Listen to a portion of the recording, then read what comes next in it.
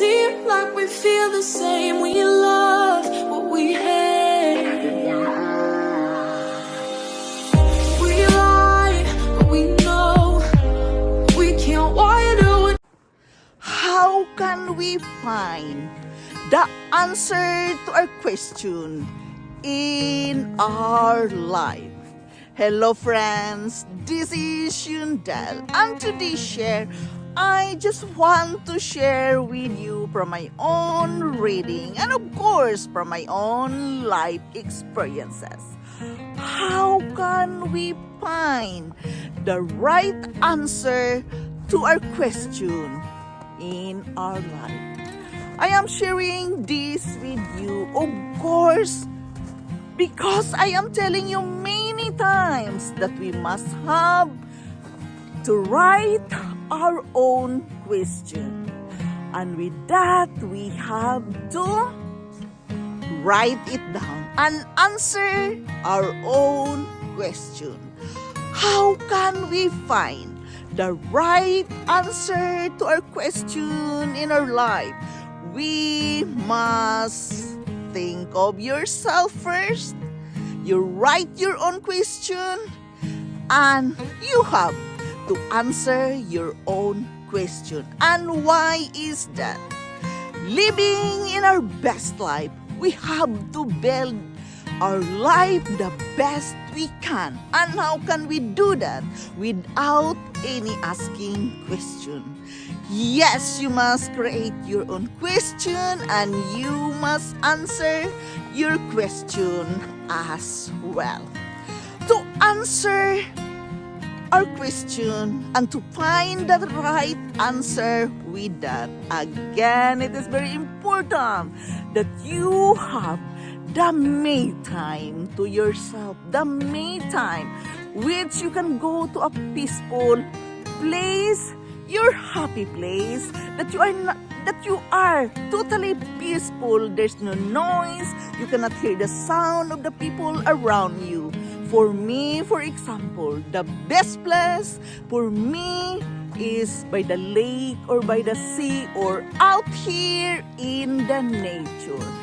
Being here in the nature helps me to connect with my inner self. I can breathe out here in the nature. And when I can breathe, then the answer to my questions will come. It is very important that we must always create our own question so we can plan for our life. Good planning for our life is very important in this life journey. Of course, it can be difficult, but you are the one who can create your own question and you are the one who can answer your question. The right answer will come.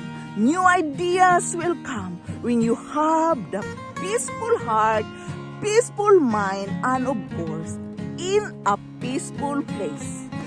Nature is very important for me, and I am lucky enough. I live near the city, but at the same time, I have my nature that surrounds me. Remember always that nature is very powerful.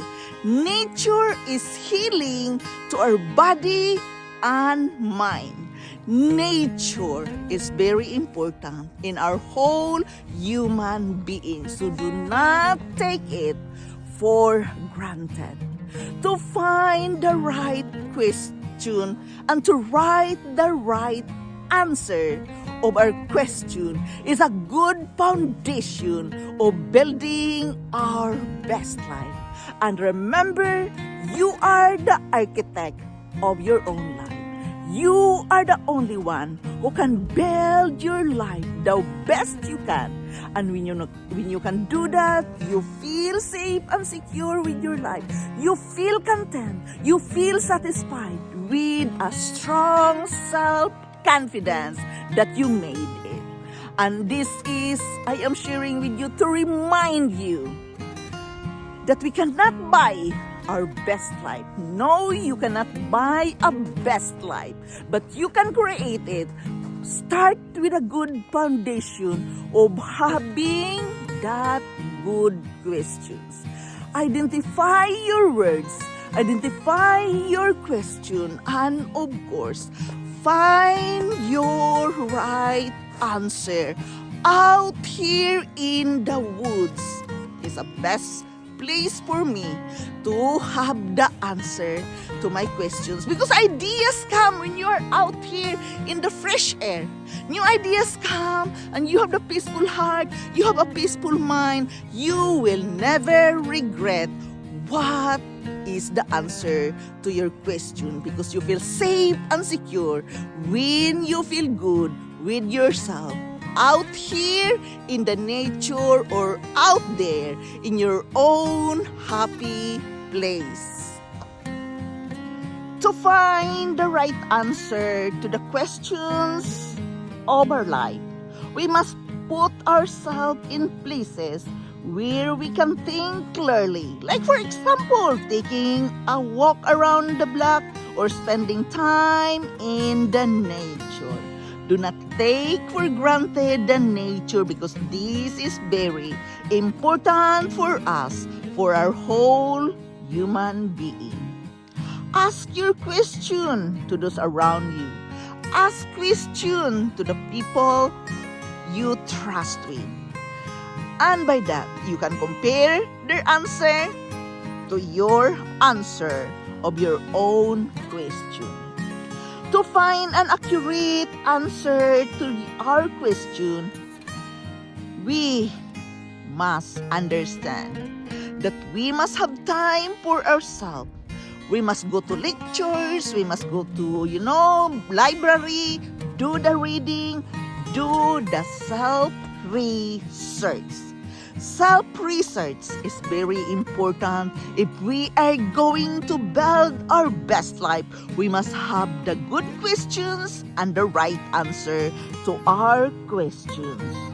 But we have to understand, for me, I am using the scripture to answer my question. Because I believe when I am using the scripture, I am reading the Bible, and I have my own questions, I believe that the answer is always on the way when I pray, when I know that I have my request in hand to God, when I believe and receive my healing. It's very important for me that I know that it comes from God. I believe in God, and therefore I am bringing it to Him, all my questions in life. And I know that I can have the right answer when the right time comes. Because I believe in Him, of course, I ask Him through my prayers. I have to say, God, I'm asking you to help me break out this problem, these challenges. And I can feel that He's so good to me, that He is right there for me to comfort me. Yes, I feel that I received the answer. I receive my freedom when I confine it all to Him, when I can surrender it all to Him. I believe that He's answering my question right away through my feelings, and I can connect with Him when I am out here in the nature. I have to just trust Him. He is the unseen, powerful creator of the universe, and He is always there for me. And I am very grateful for the privilege of coming to Him of my questions in life, and He is well able to answer my requests, to answer what I have been asking for. I am grateful that I can believe in Him, and I know I received the right answer at the right time. I must simply believe and declare that the answer to my questions is on the way. In my own life experiences, as I have been telling you, I cannot survive this life without believing and trusting God. This is my spiritual practice. When I am creating my questions and I am finding the answer, it doesn't come right away. But if I can surrender it all to Him, if I can just keep telling Him what are those questions I need an answer in building up my life and building my own successes, finding the answer of my struggles and challenges, when I can trust Him, when I can tell Him everything, I feel safe and secure that when I can come up with the right answer, I believe that is good for me and it is totally comes from Him. I am sharing this with you because this is the way I survive life. Building our best life is not easy without God leading our way. He is the anchor of my life, and therefore, even I am sick, I keep on going because I have Him in my life. He is with me, He is working with me, and He is protecting me always from any harms and dangers. This is Yundel. Thank you for listening. Thank you for dropping here in my channel. I am very grateful to each and every one of you. I love you all, and bye-bye. Like we feel the same, we love what we have.